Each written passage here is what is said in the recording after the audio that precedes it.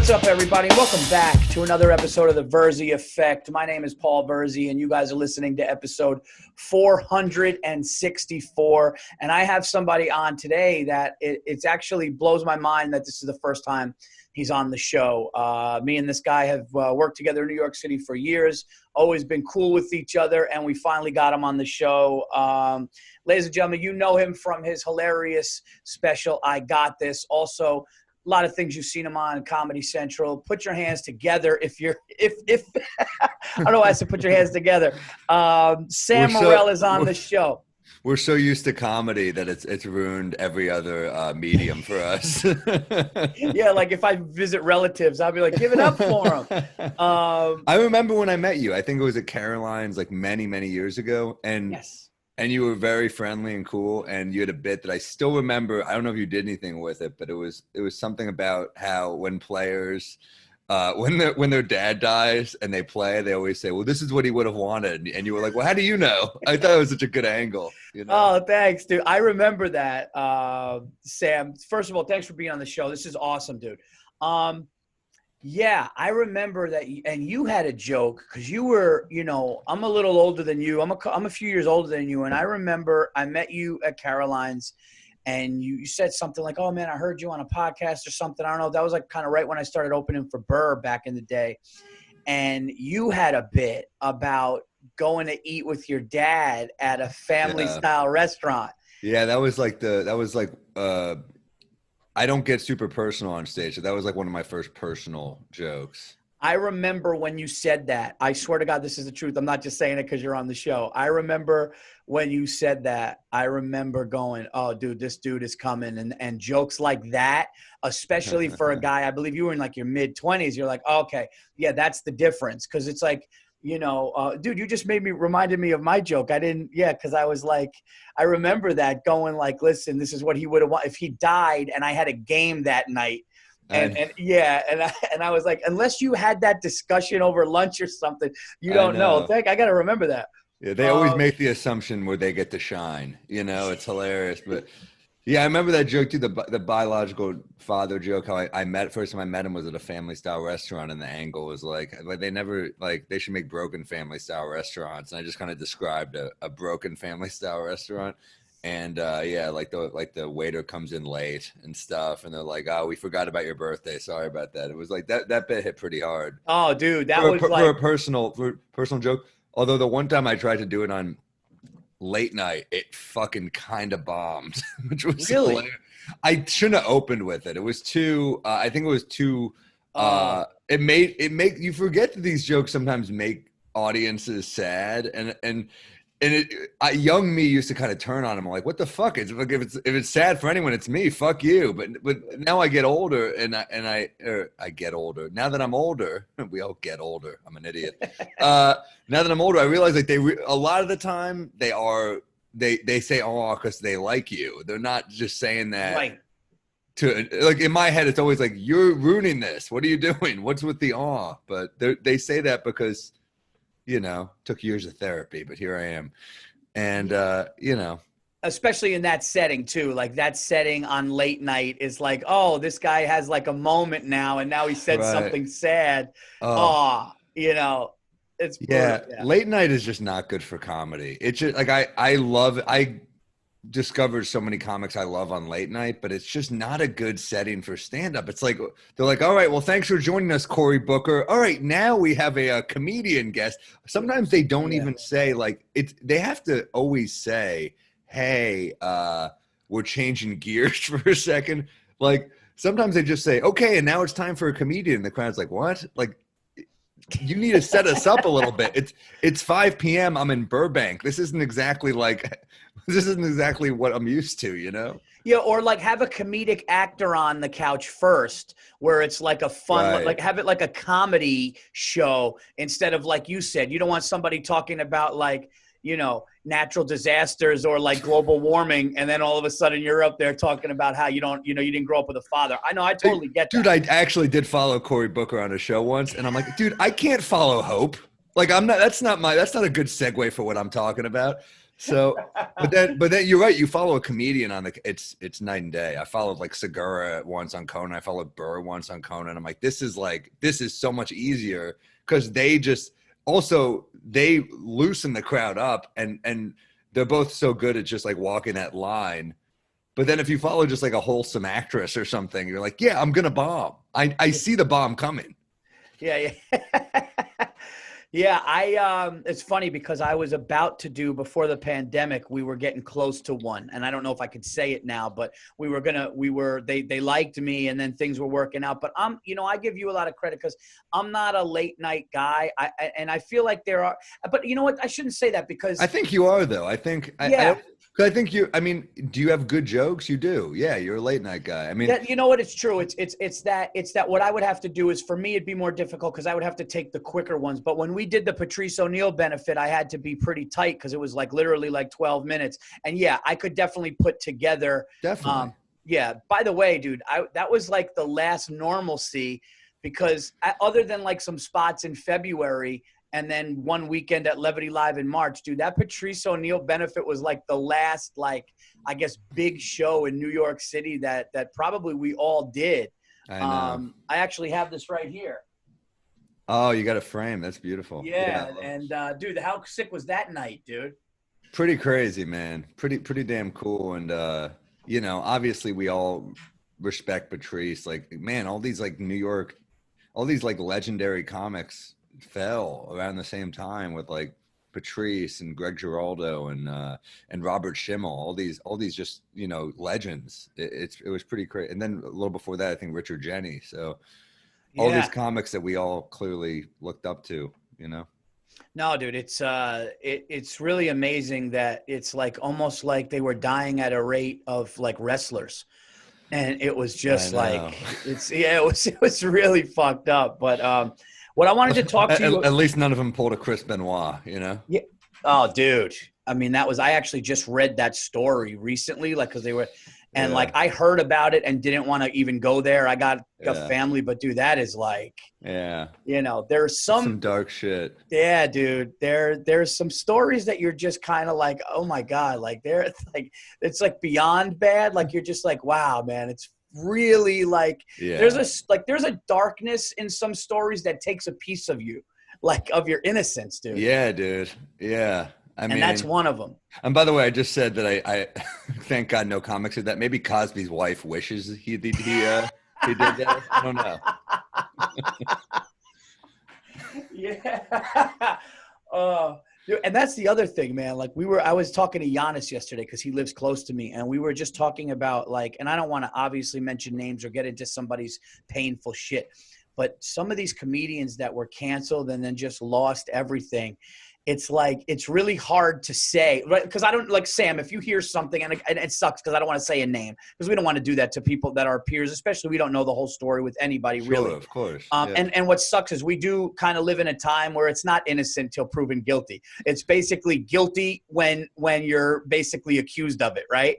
Sure. But I feel like some of these guys, dude, like when you hear it, you're like, part of you is going, didn't you know that was fucked up? Like, I know. It's like part of me is going, didn't you know that was either going to catch up or fucked up? Or then you're like, or is it a witch hunt? And it puts us in a situation where when we do podcasts, right, or we go on and somebody's like, hey, so what did you think of it? Which by the way, I don't know how you feel about it, but I totally disagree with some of our peers having guests on their podcast and actually calling people's names and saying, can you believe they did that? Because it's a little shitty. It's pretty weak. Yeah, dude. I mean, look, we live in a time where it seems like the far left wants you canceled for absolutely anything, and the far right doesn't think you should be held accountable for anything. So right. There should be some middle ground. You know what? I wanted to do a bit about how the far left will like look at a tweet from 2008 and be like, what this guy said was insensitive to dogs, and then the far right will see a mass shooter and they're like, we don't know the whole story yet. Let's give it a minute, that is a perfect way. It is so extreme just like that. And that's why like I've always kind of been a middle of the road guy where I just want to hear everybody's side. But then again, you hear like a Harvey Weinstein or a Cosby and you're like, fuck that Yes. guy. Well, yeah, of course. I mean, when it's that simple and they're that evil and it's like such a clear abuse of power and also just they're rapists. I mean, it's easy. Yeah. But then, with other people, it turns into a mob sometimes, and you just have to be careful before you're seduced by this, mob mentality, and you do hear the whole story, because there are some people that, that don't deserve it, and there's some people that do, Absolutely. Well, I wanted to ask you this because I saw something that happened with you in some chick's backyard or whatever, but Yes. yeah, so we'll talk about that, but Sure. I mean, this is the Wild West, man. I drift between thinking this is some crazy adventure and then also that I am deeply disturbed to be showing up to this many outdoor gigs. I'm working every night, no, and by working, I mean showing up at strangers' backyards and rooftops. I'm not, yeah. it's not what I considered work a year ago, but. Well, let me ask you this, because I've said no to a lot of things that people were asking, and just because, and not for any reason, not thinking, I'm above anything, not just because of putting myself through certain things. You don't have to explain yourself. You have a family, Paul. I mean, yes, shit. You have a good thing going in that house. Yeah. So, yeah. So, what is like? I mean, are the backyard? Have you done drive-ins or no?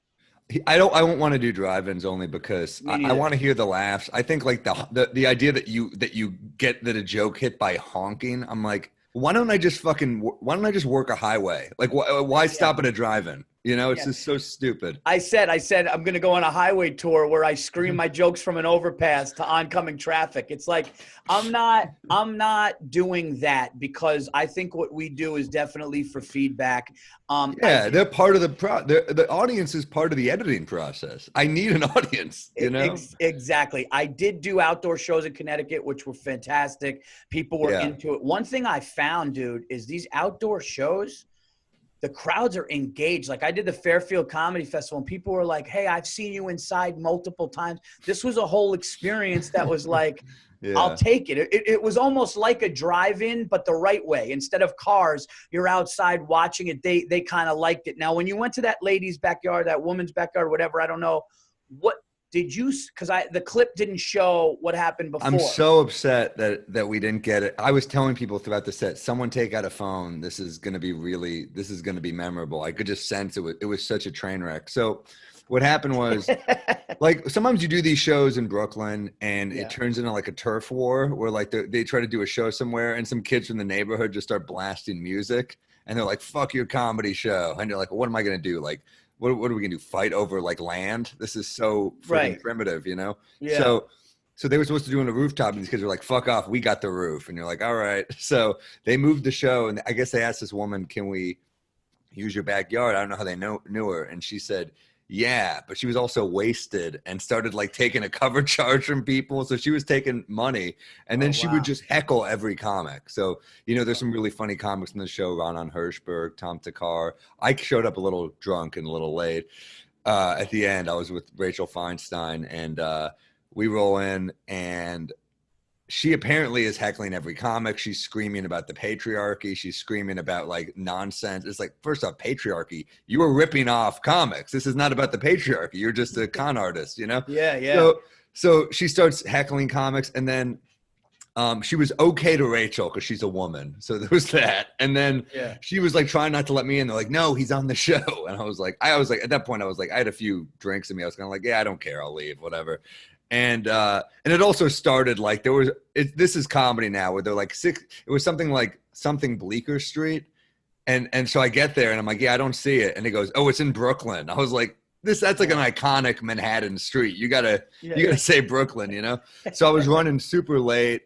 I get in, I go up.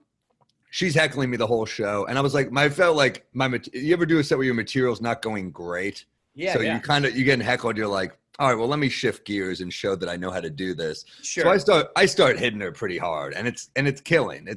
The lines are hitting real. Everything she said, I'd have like a quick slam for, and it's her backyard. So I think that drunken that drunken impulse that she had was to just, instead of like, she's like, I can't get him here. He's got a mic and he's a pro at this. So she just came on stage and kind of reached out for the mic. And I'm like, it is her backyard. What am I going to do? Argue with her? Yeah. So once it came to that, I was like, all right, take it. And the crowd starts booing her. And I mean, what a perfect symbol. You handle that. I saw you handle that, and I thought you handled it like a gentleman, and you were like, no, it's all right. But it's almost like you're right. It's like that would be like if somebody said, come to my backyard and let's fight. And then you start kicking the shit out of them, and they're like, you know what, everybody out of here. So well, that's what it was. I mean, she was like really kind of provoking everybody, but she also was shit faced. So it's like, what? We know not to, we know how to reason with these people. Like, you're not going to. And I really took for granted these comedy club bouncers and the security, because I've dealt with a lot of drunks outdoors, and it's a little freaky where you're like, I don't know how bad this is gonna get. You know. I've been chased off stage before. I just know when to walk away, I think, you know? Now, is that because I had the worst that's happened to me was Indianapolis, Morty's. A guy was absolutely hammered from the host on. There was a check spot. There was a guest spot. Then Miss Pat came up to do 3 minutes that she was doing on Last Comic Standing. Then there was the feature. Then there was me. And this guy was drunk from the first person. He was hammered. I said to the owner, dude, and I talked about this on Bobby's podcast once, and the owner knew it. Like, and long story short, the guy had to be kicked out like 5 minutes into my set. And he's in the front row, dude, and he took a Miller Lite bottle. I said that he was a cancer who needed to be cut out early. And he really took exception to that, dude. And he took this, and I just saw like the silhouette, Sam. Yeah. And he just takes this Miller Lite, and I see him like do like Randy Johnson wind up. And I'm going, in my mind, I'm going like, is this really happening? And I literally had to matrix it. He threw it, and it flew, and it broke the wall. It broke the wall. And dude, the whole crowd was like, I ended up doing like an hour and 4 minutes afterwards, and a fan actually took the bottle and asked if I could sign it. Wow. But it was a bottle, not a can. No, it was a glass bottle, and the heel of it almost stuck in the wall, broke the sign. Dude. It was really, and I kicked the guy out. You can't serve glass in the Midwest. Yeah. It's all a weapon. They should have known that. But you had somebody charge, like you. So what's your version of that? You had somebody charge the stage? Yeah, I've had a few weird ones. Well, all right. Yeah, one time I was in Bridgeport, Connecticut, in this venue called the Bijou Theater. Very, very pretty venue, and like I love venues like that. I did that room. Yeah. Yeah, it's like, well, they'll play like, I love a movie theater that'll play like Casablanca. Like, don't you love seeing an old movie in a theater? Yeah. To me, it's like, it's my favorite thing. So I get there and I'm like, man, this venue's beautiful. Bridgeport's like a pretty tough town, you know, in Connecticut. And I go on stage and this guy's just heckling me like and by the way, I should preface this story by saying these guys wanted to book me for a gig this many years ago, and they came to see me at Eastville in New York City. Yeah. And it's like Eastville crowds back in the day were like the hottest weekend crowds. Like you could do no wrong. So I killed so hard that they were like, if you did that well here, surely you'll do that well at the Bijou Theater in Connecticut. And I was like, I didn't want to burst their bubble, but I was like, it could have happened in my head, knowing like I will not do this well, whatever. Yeah. They saw a fluke. They saw me drop 50 when I'm like a fucking 10-point. Yeah, they saw you like Jeremy Lin 17. I got like an Eric Dampier contract year big bonus where they're just like, well, surely he'll keep producing like this. Wait, no. What year was Jeremy Lin, by the way? What year? Linsanity has got to be like 7 years ago or something. Okay, yeah. So it was like 15 or 6 or 14 or something. Something like that, yeah. And shit, man, I remember the night. I remember the night that he dropped 38 on the Lakers. I was in Kentucky. Yes. I was in Tennessee rather. And there was a night Whitney Houston died. And I just remember someone tweeted, "Whitney Houston died. That's Linsane." And I thought that was like the funniest thing I'd ever heard. It was okay, yeah. So I'm on. So Bijou Theater. So these guys, they're like nice enough guys, but one of them is kind of weird. He kept referring to himself as the Muscle, and I was like, the Muscle? What the fuck? Like, who calls himself that? And I was like, what do you mean? He's like, well, he's the Muscle. If anything goes wrong, he's got your back. And I was just like, nothing's gonna go wrong. Yeah, what's gonna go wrong at doing a stand-up show at a theater? Like, he's the Muscle. But like, shit, I could have used him in Brooklyn though that night with that woman, right? But then, so anyway, so they're nice enough. Before the gig in the Bijou Theater, we go to just like, it was like a Two Boots in Bridgeport. You know, we're just getting pizza before watching basketball, and I think the Muscle guy said whatever I said something about the game, and he goes, yeah, it reminds me of when I did 2 years in the Clink. And I was like, what? He's like, yeah, for selling coke. And I was like, I just said, what does it have to do with basketball? And he was like, nothing. And I was like, are you fucking with me? Like, I don't know what that means. Like, why would you say that? It was like a strange thing to say. Like, he just wanted me to know he was hard or something. And yeah. I'm like, oh, that's so funny, dude. And I was like, well, yeah, whatever. So I remember, so I do the show. I'm like 20 minutes into the set, and I'm doing well, but there was a giant dude in the crowd just heckling me every like almost like the dude from Happy Gilmore who's like, I believe that jacket belongs to Mr. Gilmore. He's like that dude, but he's against me, you know? Yeah. So he keeps heckling me, and I was like, dude, shut the fuck up. It got to a point where like I had put him down in every clever way. It'd been like 25 minutes, and I'm like, where the hell is the Muscle? Like, this is his only purpose, you know? Yeah. So no one does shit for this guy. And finally I just go, dude, shut up. People came out. They don't want to hear you talk. No one gives a fuck about you. Shut your mouth. And then he stood up, and he's like even bigger than I thought. I was like, oh, God damn it. So he just starts walking toward me. And in my head, I'm trained, you know, to work in these comedy clubs. So I'm like, well, surely someone will stop him. But he just keeps walking closer to me. And I'm like, no one's stopping this guy. He's just trying to climb onto the stage. And I just go, fuck this shit. I'm not, you're not paying me that much. So I walk off.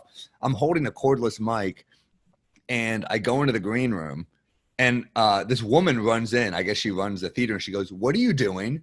And I was just like, what do you mean, what am I doing? I'm not going to fight that guy. And she goes, well, you can't. And then he starts like bang. I guess she locked the door, and he starts banging on the door. And I'm like, yeah, that's what I'm doing. That could have been my head. So I said, I'm not. And by the way, I'm holding the cordless mic, so the crowd can hear everything I'm saying. And they just start booing me. I just said something like, fuck this town. I'm not doing this shit. And the crowd's like, boo. What? And yeah. And then I guess like 7 minutes or so go by, but it felt like an eternity, you know? So finally he leaves. I guess someone's like, you got to leave. I go back out to very mild applause. They do not seem to care for me anymore. So I had to dig out of a pretty bad hole. And wow, I dig out. I steadily build. So I'd say I did like another 40 or so. And I'd say the last 15 were okay. Oh my God, dude. It wasn't ideal. And where's the guy who was in the Clink? Nowhere to be found. Dude, I asked. I said, where the hell is the Muscle? And they're like, we don't know. And I'm like, that guy's not the Muscle at all. He's my favorite part about that story is you're shitting on the city and the people with the mic in your hand in the green room, and then you go back out. I had to. Well, the comic in me is like, well, I owe them the rest of a show, you know? Yeah. I walked off one time in my entire career. One time in my career. And I got to be honest with you, it was kind of half my fault. I was doing these like hell gigs for $150 when I first started out, and me and Carl LeBove. Wow, legend, yeah. Yeah, we did like a wedding hall with police officers and their wives the week before, and it went great. It went great. Yeah. Then the next week was no wives. Next week it was cops and their mistresses. Yeah, next week it was cops and like firemen and no women. Okay, yeah. And just like pitchers of beer and a shitty mic stand, a shitty sound system. And I went up there and I tried doing some things I did the week before. Didn't go well. Okay, like riffs or something, like shtick. No, you know what is I actually literally the first one. It was like a genuine thing, and the genuine thing always goes well than the thing that you plan, right? So the genuine thing that happened was I literally got a ticket on my way to perform for these cops. So I pulled the ticket out during my set, and I go, and if there's an officer so-and-so here, you know, fuck you. And they all start laughing and everything. It's good. The next week I fucking tried it. Right. And I was like, and everyone's like, what? And then, dude, You tried to work it in a fireman. You're like, I got a fire on the way here. If there's a fireman McNeely here, eat shit. Oh, dude. And then one guy goes, what is this, the Gong Show? Right. And then I'm Wow. like, I'm trying to do my jokes. And then I threw every good bit I had at him and it didn't go good. And then they're talking and yelling. And I just go, you know what? For the people that wanted to see comedy, whatever, I'm sorry, but I'm not. And I walked off, dude. And the guy's outside going like, what are you doing? And I'm like, dude, nobody's there. Nobody's police in the room. But after that, I said to myself that was, you know, it sucked. I'll never forget. There was like a statue of the boxer Joe Louis outside. And I just felt like the biggest pussy. Like I was like, but that moment, Sam, made me go, all right, now. Like, because in my mind for weeks later, I'm like, I should have called that guy saying Gong Show. I should have said, what fire are you saving? Because he was out of shape. Like, you fat piece of shit. You had a jerk store moment? Like, like I had all of these. Hold on a second. This is, you know what? Oh, shit. Let me just make sure. I may have to delete something real quick. Yeah, dude. So that, like, it's funny because, and going back to what we were saying about, like, drive-ins and certain hell gigs, because of these things we talked about, bottles being thrown, you getting locked in the green room with the guy banging on the door. Because of that is kind of why I don't want to be a boxer who gets punch drunk because of shit like that in this business. Sure. So there's certain things that I'm just like, you know what, man? I don't mock our peers that do it, but standing on a pickup truck or like standing on certain things or you know, drive-ins with cars honking, you know, it's bad enough we got to worry about somebody in the crowd that didn't smile the whole time. I don't want to be looking at a car that's not honking, dude. And think about how funny it's going to be. We're gonna snap right back into it when we're in a club. I've been on the pickup trucks. I've been doing so-called amphitheaters, you know, on the East River, blah blah blah, all these weird venues, and you're competing with like motorcycle sounds. And like I said that on stage the other day, so it was something along the lines of like, you know, I used to have like such a high bar, like, you know, had to be low ceilings, chairs super close together so the laughs you could hear. I want a nutritional menu, a nutritional item on the menu, security. And now I'm like literally like, yeah, I'll do a fucking parking lot, you know? Yeah. So it's embarrassing. But at the same time, for me, it's like, yeah, the drive-in gigs with the honking is ridiculous. But if it's a gig where I can hear the laughs, I can I can figure out jokes. And that's really why I'm doing it. And I really just, I think I need it right now. I think, I don't know how long we're going to get it. So I'll and at some point I'm going to have to make the switch back to indoors. So I'm doing as many outdoor gigs as I can. Yeah. Like right now, luckily I'm on tour with the gigs that I had that got moved. Like I did Cleveland. I'm doing the Punchline in Atlanta. I'm doing these shows. But one thing that I really respect about you, Sammy, is we talked at the Cellar one time, and you know, in all seriousness, it's like you were a guy that was working the city, because I do think that New York City comedy clubs and this whole thing, believe me, this whole thing's not going to be a comedy. We're definitely going to the Knicks in a bit, but you know, I notice, and I'm sure you see it too, there are some comics that just rely on sets in the city to pay their rent, and they're really not doing road. And I remember when you were really like doing sets and funny jokes, and you were doing late night, and then you came into the Cellar one night and you were like, yeah, man, I'm starting to headline these like A rooms on the road, man. And it's like a little different. And then all of a sudden, like, you found your way through that to where you're like a national headliner doing that and doing the spots in the city, which I think is key. I think that if you do one or the other, you're dead. It's like, do your spots in the city, but know what it's like to be in the Midwest and have to kill for 60 minutes, right? I mean, that's what I miss the most right now is I'm really just performing in New York. And I remember I was talking to Gaffigan once, and he was filming some sort of video, and I said, he asked me, he goes, how do you work an hour? And it's like, you know, he's just he doesn't give a fuck what I say. He knows what to do, but he's just, I think, just asking me, testing me a little.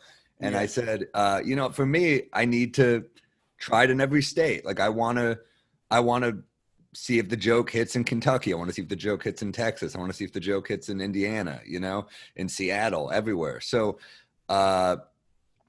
yeah, that's important to me that it's just funny. And sometimes when you perform in only one market, you get a little too comfortable, and you get a little too, you can get kind of caught making a joke that's making a point rather than being too funny. And I think that's dangerous territory. Like a lot of comics talk about the greatness of Bill Hicks.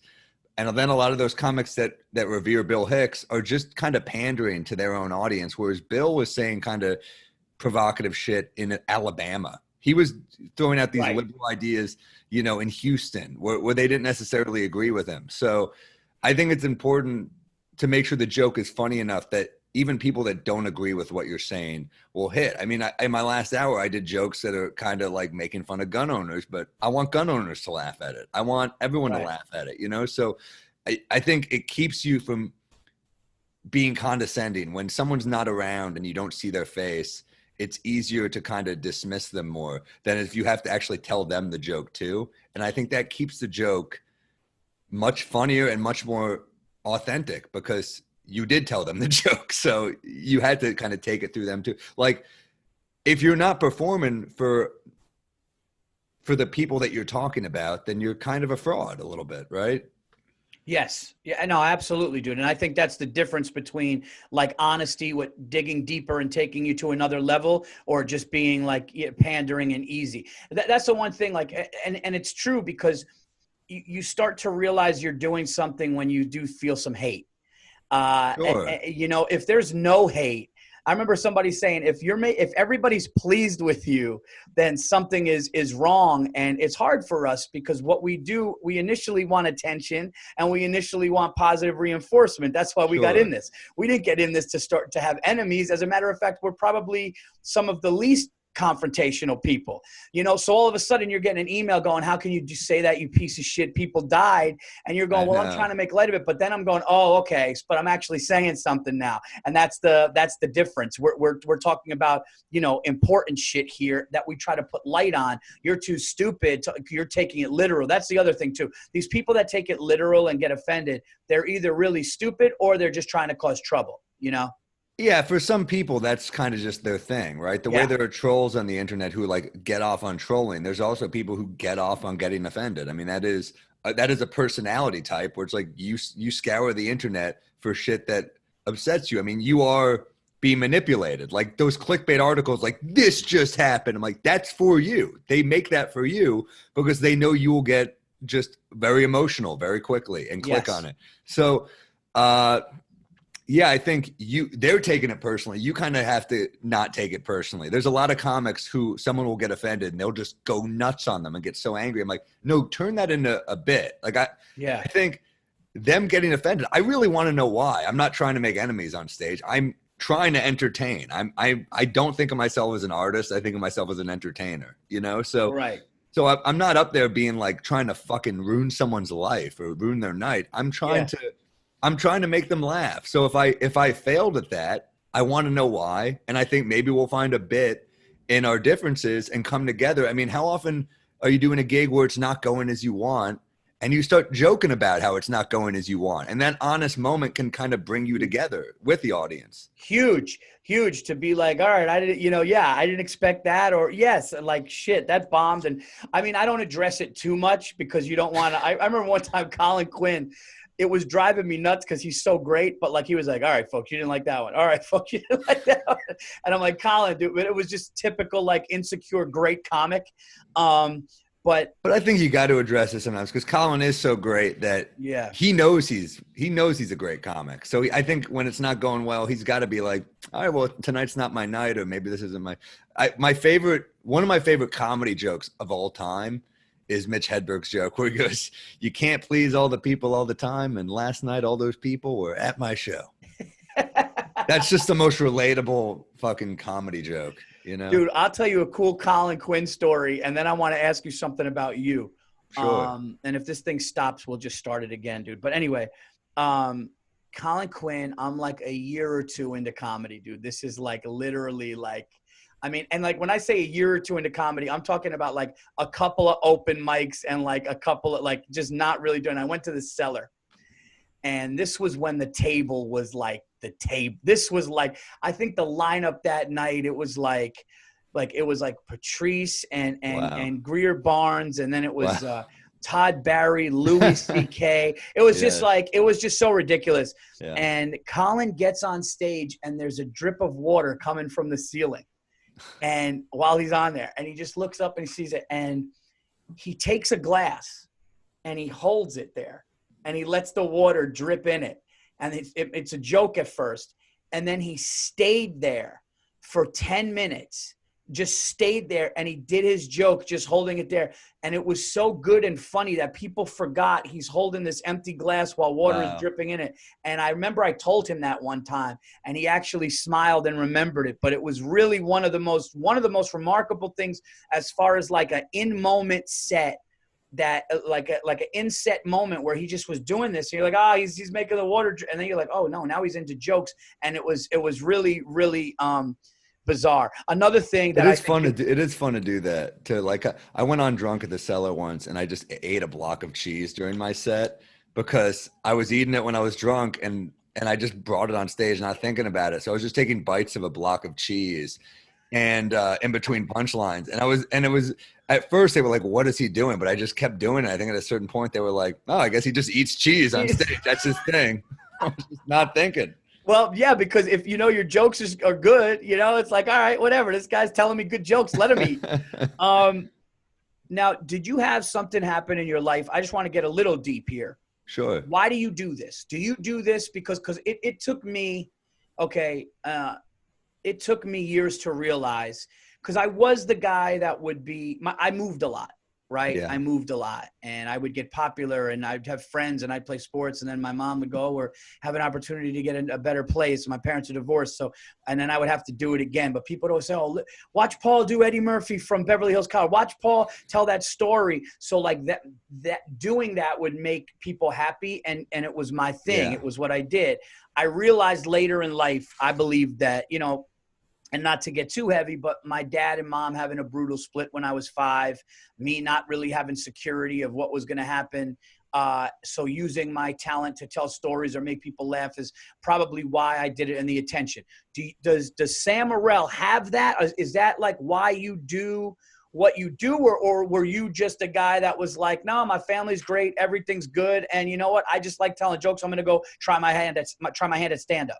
Well, I did have a fairly fortunate family situation, but I mean, we were a blended family. So, you know, my mom married she was raising me alone for a while. And then she married my dad, who's an amazing dad. And we had a blended family. So I all of a sudden had a stepbrother and a stepsister, and they were older and very quiet. So I think there were a lot of quiet dinners, and I was too young to know it was weird that we were just a new family. I was too young to put together that this wasn't normal. So I made a lot of fucked up jokes to just get a reaction to people. I would just say something like, I would curse or say something fucked up as like a 6-year-old or a 7-year-old, just to break it up. Just to break the tension. So, wow. So my mom said like, yeah, you always were like, I heard Chappelle once say on Inside the Actors Studio, he said, the youngest child is a tension breaker. And I was like, oh my God, I've never related to something more. So, wow. So that was a big part. And, yeah, I think, my brother and sister were just such overachievers that the only way I was going to get attention was to kind of be bad and stand out and just say outrageous things. So I just became hooked on it and became hooked on the laugh and the reaction, and, you know. That's so, yeah, man. Cause like we all have it, and we all have something. And when you really like think about it, you're like, yeah, man, there was definitely something in that's really interesting that you were this kid who's sitting at the table and you're like, all right, this is kind of weird. And I don't know. So I'm going to just say some shit. And then all of a sudden you become, you know, a national headliner and good at what you do, man. It's actually, I think we forget somebody said that we forget what we do. I was actually talking to Burr the other day, and Burr goes, dude, we stand on stage and make people laugh for 60 minutes. He goes, do you know how unbelievably hard that is? Yeah. And it's like but that's what it is. It's the reps, and that's all we kind of know. But if like to the average person who works at the post office, do you know how nuts what we do is? It's like, It's like ridiculous. And then do you know, we look at them and we're like, you just hand out mail. Do you know how fucking nuts that is? You just put mail in slots? Are you kidding me? That's Or- impossible. Or you could Have you read? Then Bukowski wrote that book, Post Office. I'm like, do you know how? Like, he had to drink himself to death because he handed out mail too much, and the routes became so overwhelmingly boring to someone who is thoughtful like he is. So, I mean, like, yeah, but I think like every job has its challenges. Being a stand-up is hard because of obviously making someone laugh for an hour, strangers laugh, but then also because you just have to live in your head all the time. I mean, to write all the time, you have to confront thoughts and just things you don't like about yourself, and that's exhausting. So there's a lot there. You become used to it, but I mean, shit, I'm not even as self-deprecating as like a Joe List, where I'm like, dude, Joe, all your jokes are how much you hate yourself, and that was like a full hour, and that's where you live. I'm like, fuck, that's great. And Joe is brilliantly funny. I mean, they're real funny. So I mean, I think it can be. You see some comics where their whole act is just self-deprecation. You're like, that's where you live. That's the crowd is visiting, but you live there, and that's a tough place to live.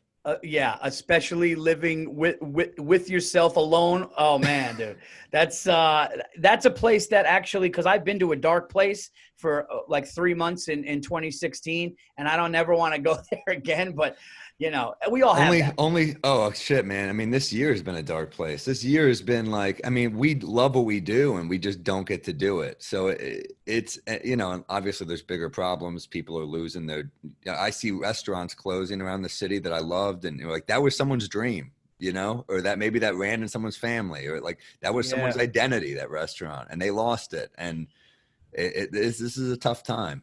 Do you ever think of what you would be doing if you didn't do comedy? I don't know. What do you know what your profession would? Did you go to college?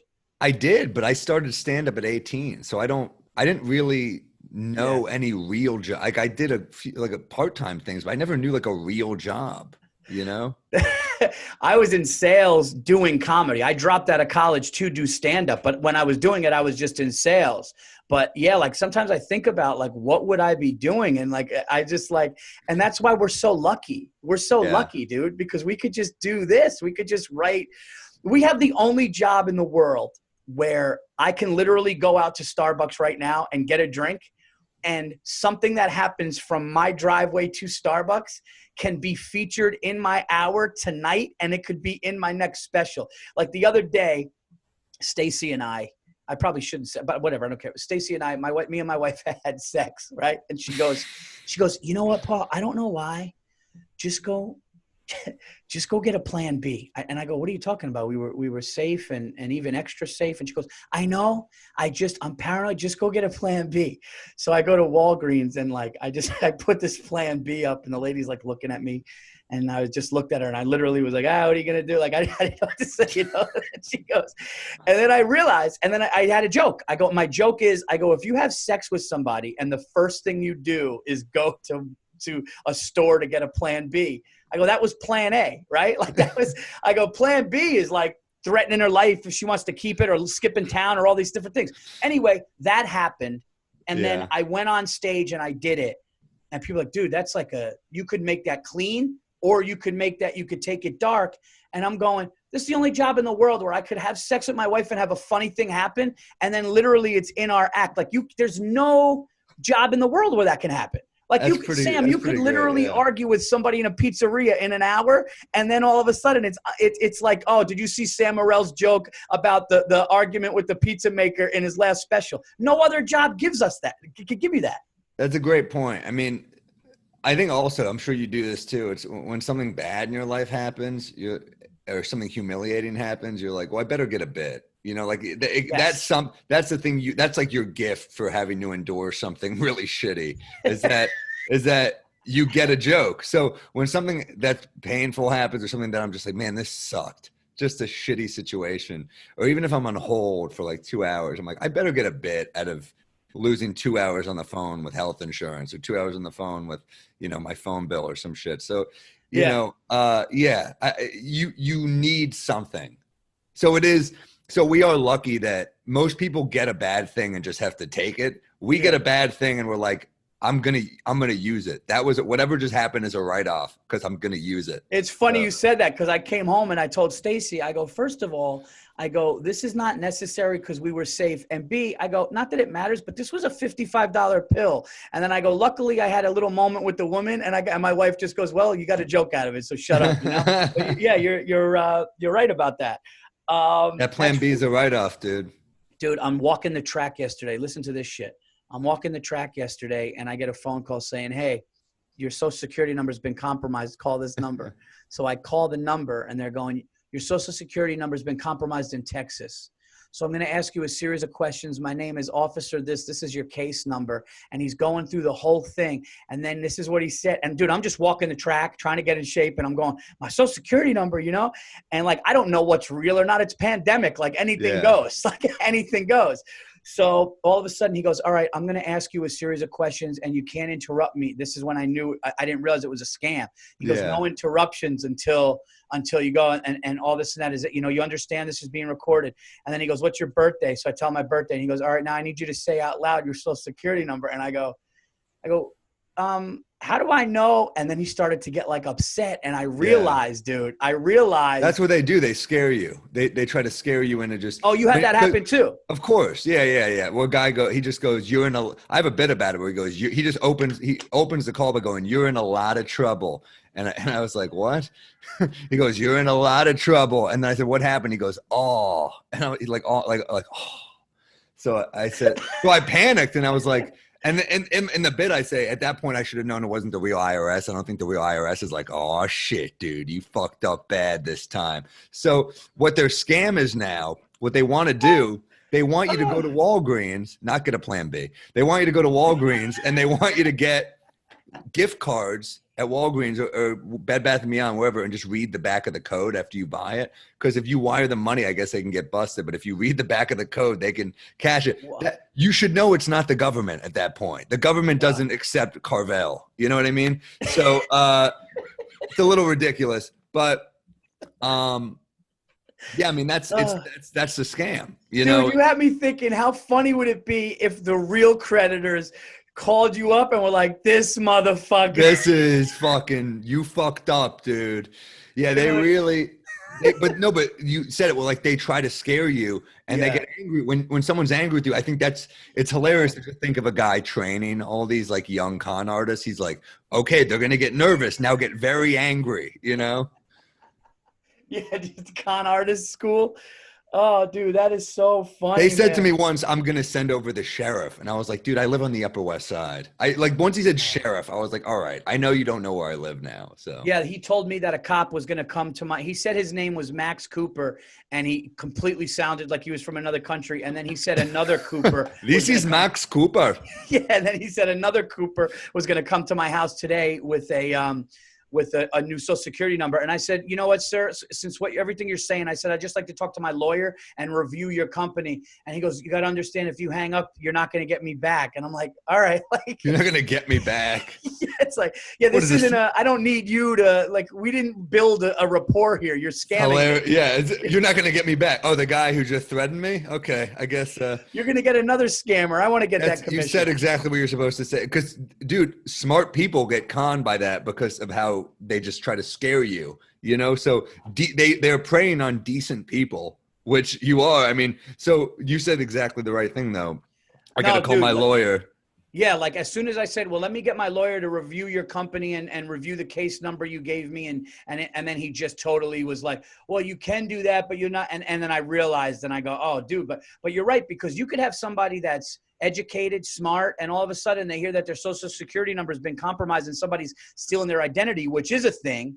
And now all of a sudden listen, a lot of book smart people are really dumb and gullible, right? Sure. You know, they believe everything. So, but anyway, let's get to the good stuff right now. Sam Morril, you and I share something that we've known about each other from when we first met. We share the pain of being a New York Knickerbocker fan in this city listen, we remember, you know what sucks is our heyday was still a series they lost. So it's right. That was my intro, dude. I was 7 when they lost in 93, 94. So that was my first memory, is losing in the finals to the Rockets, and 94, right? Yeah, but when you die, when you come that close and you lose, you're like, well, surely we'll win soon if we're coming this close, you know. And it's weird. I'm also a Yankees and a Giants fan, but I've been spoiled, and I'm a much bigger Knicks fan than I am Yankees or Giants. I'm just more into basketball, and also the Yankees and Giants have won multiple times in my lifetime. Yeah. And Well, also the Giants beating the Patriots. I'm like, I'm good for life, dude. I'm fine. No, the Giants beating the Patriots twice.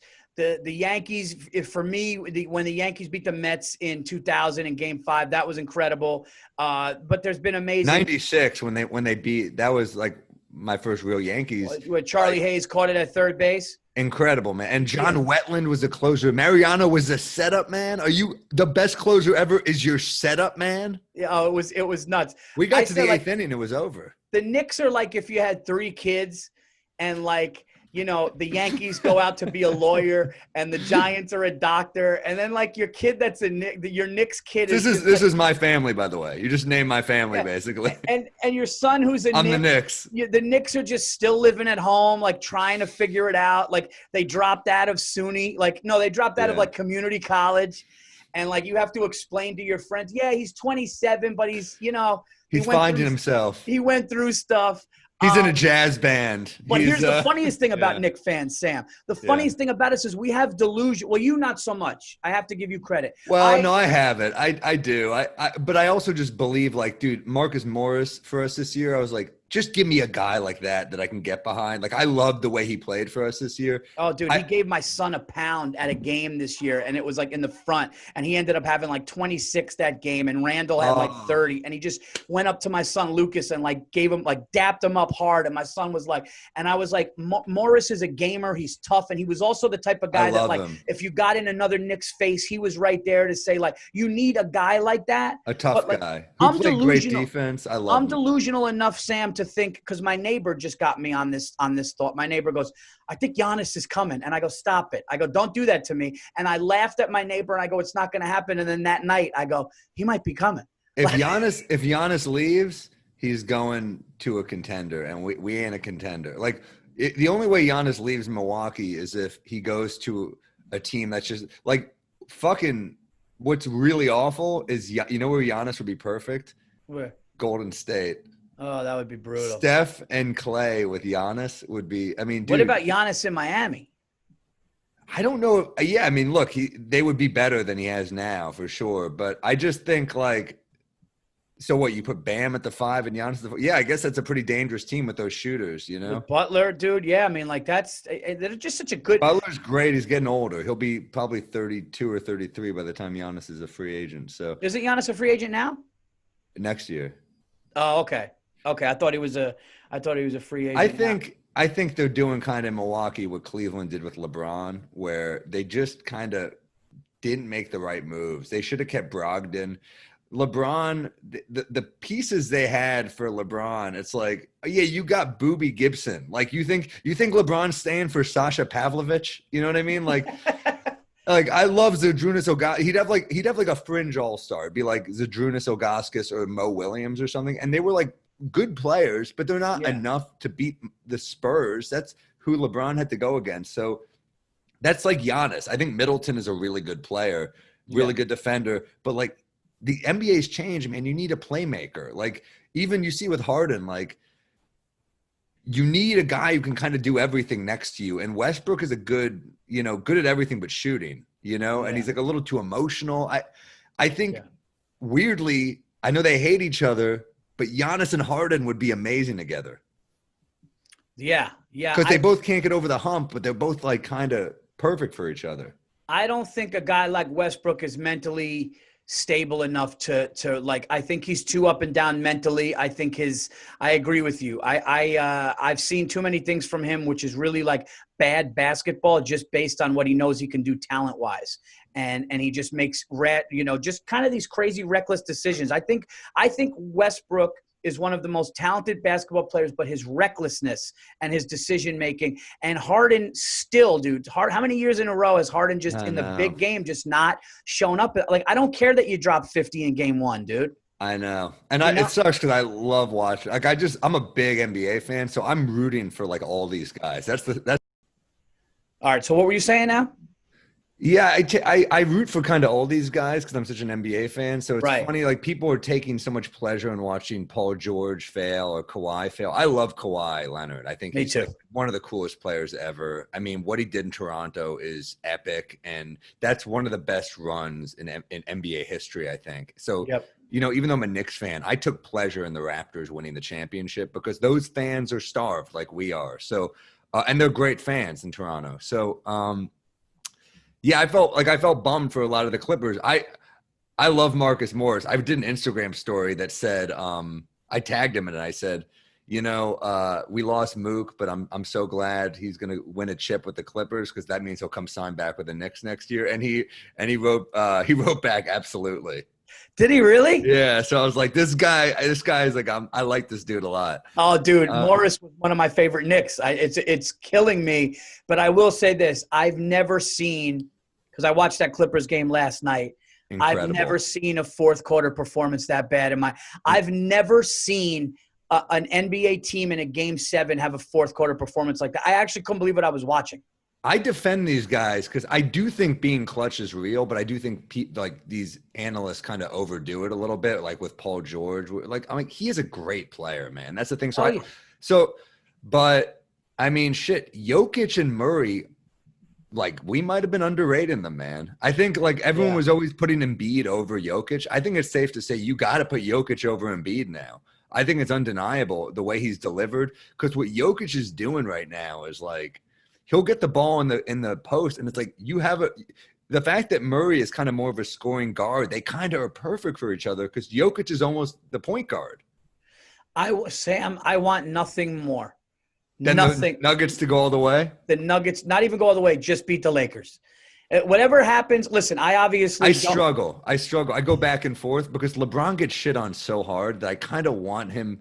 Like, I know he'll never touch Jordan's legacy because of the team switching and all that. But, like, man, people are so unfair to LeBron. Like, this was Kawhi's first year where people were looking at him like, you're the guy, you got to win. That's been LeBron's every year since he was, like, 18. That's a great point. So I do think LeBron gets so fairly – just put against Jordan where it's like, yeah, you're putting him against a guy who is like storybook. Like you can't, it's like a myth almost. It's not even real. So, it's like Babe Ruth. It's like saying LeBron is not as good as Zeus or something. You're like, yeah, he's not, it's like not fair. I love LeBron and I love watching him. And I even love Durant. Like I mean, I shit on him all the time, but like I love him. Like I love the NBA. So I'm in awe of all these guys. I think just because the Nuggets story is nuts, and I think that if they knocked out the Lakers, and then it was like a Nuggets Heat, like bubble championship, man, that would be be nuts. But if I were a kid, I'd be buying a Jokic Murray NBA Jam T-shirt right now. Like they're just such a cool duo. And Michael Porter Jr. is like this weirdo who's like the worst hot takes ever. Like every hot take, it's like Blue Lives Matter, and I'm like, just fucking go with the cause for the NBA. Just like he's got to be the outside guy. Oh, did he do that? I didn't even know he did. He does everything. He's always like, we're not talking about the cops. I'm like, people do talk about the cops too. They're like, you're just not watching those networks. You know what I mean? Or he's got weird. He's young, and like that shit he said after Game 4, where he was like, we're not moving the ball enough. It's like, shut the fuck up, Rook. You don't say that shit. Yeah. People got really mad at him. And actually, he was actually complaining. Michael Porter was actually complaining. He's like, I'm not getting the ball enough. Yeah, like he's actually a little mouthy for a rookie for sure. But that makes it kind of an entertaining. Like you got this kind of like lunatic young guy on your team, which he is incredibly talented, and of course another guy the Knicks passed on. Jury's still out with Kevin Knox, or is it? And what else? So then, Kevin Knox has got to go. Kevin Knox has got to go on a trade. I think the rumors were trying to package him with Julius Randle. The question is, who wants either of them? I mean, but are we getting Chris Paul? Because I heard that's happening. If we trade for Chris Paul and give up draft picks, we are insane. You can't take on a $40-something million contract Would you sign Chris Paul, a free agent, to $80 million right now? You can't. What is he, 37? He's 35, and he's still good, but like, I think he'll be good for a while because he's just such a smart player. But like, I mean, Kidd was pretty good until remember when Kidd was with us and he was great for half the season, and then his legs just collapsed, and we're like, oh, I guess the same with Sheed. It's like Sheed just was great for half a season and then just like fell off a cliff because these guys were old as shit. The Knicks we just get guys that are like have maybe 2 years left. It's unbelievable. Remember McGrady? McGrady was a Knick. We gave up Jordan Hill. We traded Jordan Hill for McGrady, and I'm like, look, man, $23 million 1 year from McGrady, and we gave up the guy we drafted after Steph Curry. We should have gotten someone. We should have gotten Curry, man. Sam, that's how bad our picks have been and how late that I didn't even remember we had McGrady. If you told me, dude, remember we had Pippen that last year, I'd be like, yes. No, I don't even. we did have Luke Longley. We did have Longley. No, we didn't. We did, yeah. Oh, my God, dude. We've had weird-ass players, dude. Do you remember the year we had, like, Weatherspoon and Shannon Anderson? Dude, Weatherspoon turned me down for an autograph when I was a kid. Oh, yeah, so fuck it hurt. He rolled out in a fur coat, and I was like, Clarence, can I have your autograph? And he was like, nah. He just said, nah. And I was like, I'm like, at least you denied me in a cool way. You know? I love how you said Clarence. That's fucking great. Dude, I went to a game against the Magic, I think, when I was a kid. He had like 26 rebounds. That dude just ate up boards. He was like 6'8", but he was out rebounding like 7'2" centers.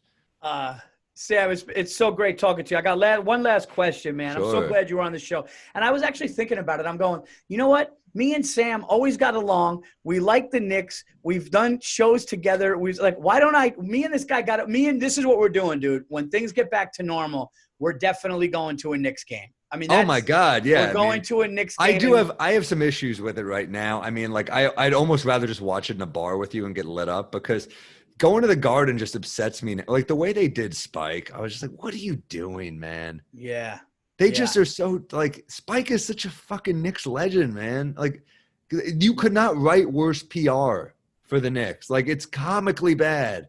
It's actually like almost, I was going to say, it's almost like a sketch. Like it's almost like what they did to Oakley and like, dude. I was at that game, dude. I was at that game. Oakley got taken out. He might as well have been taken out in cuffs. The only thing that would have been worse is if he had cuffs and he had to walk across the floor, actually like on the floor, like that and everything. It really is just so ridiculous. And Oak is the man, dude. I shot a sketch with Oak. I spent a whole day with Oakley. We shot a thing for Bleacher Report. It was just me and him. It was like a infomercial, and they ended up kind of cutting it because it was making fun of the Garden a lot. But so they were like, they don't want to sever the tie. But like, I thought it was pretty innocent, but I think they were pretty nervous about it. But I spent a whole day with Oak, and he was really, really cool, man. First time I met him, I went up to him with a microphone. I was for MSG, and he had just been thrown out when I had an MSG show, and he smacked the mic out of my hand. Oh, wow. Because he was like, fuck MSG. And I said, dude, I'm just a Knicks fan. I'm just like a big fan of yours. And he was like, he softened a little, but he was still pretty mean. And then but like, I get it, you know, like what does he want to give them content for? So yeah, he's not looking at you like he's looking at you as like MSG employee. Fuck this place. Yeah, but then we spent the whole day together for a commercial. And at one point we were just kind of, there was like downtime in between a take. And I said like, you know, man, like the reason I love basketball is because of you and Harper and Starks and Mason and Ewing. Like you were my guys. Like I love basketball, and it's because of you. You know, you guys, the way you play, like made me really fall in love with the game. And he goes, that means a lot. Thank you. Like he was nice, and I was like, I got to have my moment with him. I got a great pic with him. He has a cigar in his mouth. He's got his arm around me. I was like, man, this is like, that's all I wanted. I just wanted a moment with Oak. You know, dude, that's so cool. Listen. Steve Mazzilli at Gotham. Love the Mazzillis, man. They're the best. They're the best, dude. They're literally like you could count on one hand people in this business, owners and stuff that are like that. They're just at the top, man. They're the best. Me and Steve got nine rows back at the Knicks. I think I went with their game with their tickets once. You know what game I went to? I went with Andrew from Gotham. The game we went to was when Hazonia stuffed LeBron for the win. Oh, okay. Against the Lakers. So we're sitting there, and Oakley is there, and he's very close to us, and he's in like a maroon suit. And this was before he got dragged out, right, or whatever. And we go outside, dude. and he's standing on the sidewalk looking for a cab, and it's just me, Steve, and Oakley. And I look at Steve and I go, dude, that's Oakley right there. So now Oakley lives in Westchester, so I know where he lives. So Steve goes up, taps him, and he goes, hey, man, this guy right here, he just like put me on the spot. He goes, this guy right here is a big Knicks fan, everything like that. And I go, hey, dude, I was like, you're the best, this and that. And I was like, you still have those car washes in White Plains? And he goes, yeah. And I go, where is he goes, oh, the car wash. I swear to God, he goes like this. He goes, hey, man, you want to drive me to my car? You think you could drive me to my car? And like, wow. Yeah. And my car was in a garage. So I go, oh, dude, my car's over in that garage, man. And he goes, oh, man, dude, he would have literally, because we talked, he asked, he goes, you guys want, dude, how nuts would that? Me and Steve would have gotten, I would have put Oakley in my Lexus, I would have drove him to his car talking to him. And it was, but we did get a picture and everything. And then literally not long after that, he got dragged out of there. And it was, that's my issue is like, I almost identify more as like a 90s Knicks fan than I do. Like I root for them still. They're still my team, but like they've made it so hard. Yeah. Like they've disrespected. That's like my childhood. That's like it's like watching like the Easter Bunny or something get thrown out of the garden. You're like, and I'm a Jew, but it would still affect me, but no, but you can't just like throw Oakley out. He's Oakley, man. The way they've disrespected him. Like I was really struggling with it. Like I've done, I had lunch with Rich Eisen once, who's like a huge Knicks fan. We were like, we were shooting a scene on that show Billions, and like he was there, and he couldn't have been nicer. He's like, let's get lunch. It was me, Rich, and this guy Bob Menery, who does these hilarious videos on Instagram and stuff. And Rich is saying, I will never be a Knicks fan until he's gone because of what he did to Oakley. Like that you don't disrespect a guy like that. And I think that's a very reasonable point. And I will never root for, like, I can't not root for the Knicks. It's like in me. It's like being a Scientologist. I was like born, I'm like, I can't leave the church of Knicks fandom, but and I'll never root for the Nets, even though it's painful because the Nets have a damn cool team, man. But I can't root for, I love Steve Nash. Kyrie Irving's like the most exciting play. I mean, who's Kyrie more Irving fun used to to be watch? one of my favorites, but this is the one thing that I find the most despicable in the NBA. If you were a Knicks fan who jumped on the Nets, I can't handle that. No, I can't. Dude, my brother threatened to leave. My brother threatened to leave the Knicks, and he's like, I live in Brooklyn now. I don't want to root for the Knicks anymore. I can't take it. And we went to a game. And he showed up in a Ewing jersey, and I was like, I knew you couldn't fucking leave. He was like, yeah, got it. We were at Barclays Center, and it's more Knicks fans than Nets fans. I just picture, you had me laughing at the beginning of when you started because how funny would it be if they just took out the Easter Bunny in cuffs and you're like, dude, I'm a Jew and that's wrong. Like that's fucking awful. That's my point. You could be a Celtics fan and say, you don't do that shit. You don't do that shit to the Easter Bunny. You just know you don't do Oakley like that. That's my only point. Like I love the 90s Knicks and like and especially Oakley because Oakley was the one diving over the scorer's table. That's my point, dude. And that's why like I'll root for the Knicks and I want them to be good, but I can't begrudge anyone for leaving because you don't do it like and like it is hard for me to support the Garden after how they did Oakley and then what they did to Spike. It's very hard for me to support it right now. Last question. I agree with you too. I mean, I support it because I support the team and the uniform and the Garden. I love the Garden. I love the Garden. I love the Knicks. They've made it hard is my only point. I'll probably still go to games, but it's hard. Your favorite sports movie, dude, if you could only watch one again. Damn. So we're going for rewatch, not damn, what's my favorite sports movie? This is a really, man, it's not, a lot of people would say it's bad, but for some reason I watch it so much and I think it's so funny. Basketball. Oh, okay. You know what? I haven't seen that in a long time, but I got to rewatch that. But there's, it's David Zucker who wrote like Airplane and it's Matt and Trey from South Park. Like it's so silly and great. And I don't know why I love it so much, but it's like, I know they're like, it's not good, but I'm like, I kind of love it. You know what? You're going to make me want to watch that now because like, I think you would like it. No, David Zucker's my two favorite. Airplane and Naked Gun are two of every day I could watch them. Perfect, dude. Those are great. And I haven't watched it forever. As a kid, I really loved Hoosiers. I love Gene Hackman. Yeah. Shit, man. I don't know. What's yours? What's your go-to? You know, it's weird. It's like if I get emotional, it would be like Rudy, just Yeah. because Rudy is like, you're Sure. not human if Rudy doesn't. Like if the last 5 minutes of Rudy don't hit you, like my dad is like this tough, like never show emotions, like Italian guy who grew up, and I just saw him and he's just like, his eyes were, you know, like Rudy's a good one. I got to tell you something, dude. One movie that I love, and I know it's Rudy's silly and great. corny, And young Vince Vaughn and Jon Favreau. It's kind of cool that they're in that. but I know this one's corny and silly, but Major League, dude.